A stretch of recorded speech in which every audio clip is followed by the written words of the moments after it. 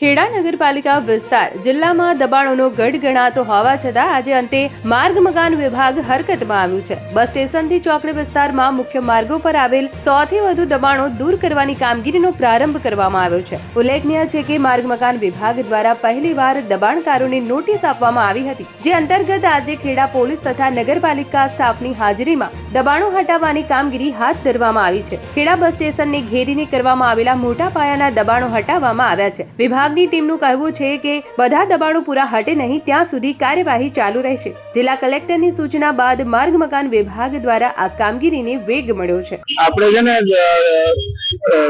Kheda bus stand થી લઈ અને ચોકડી સુધીના જે રોડ પર દબાણો થયા હતા એને દૂર કરવાની કામગીરી અત્યારે ચાલુ છે। જ્યારે કાલે આપણે મૌખિક સૂચના પોલીસ સ્ટાફ સાથે અને નગરપાલિકા સાથે રાખીને આપેલી આ કામગીરી કેટલા દિવસ રહેવાની? 2 દિવસ માટે આ કામગીરી ચાલુ જ રહેશે।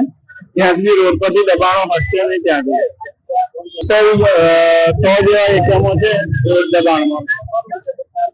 આ દબાણમાં કોણ કોણ જોડાયું? આ દબાણમાં પોલીસ, ખેડા ટાઉન પોલીસ, નગરપાલિકા અને આરએનબી।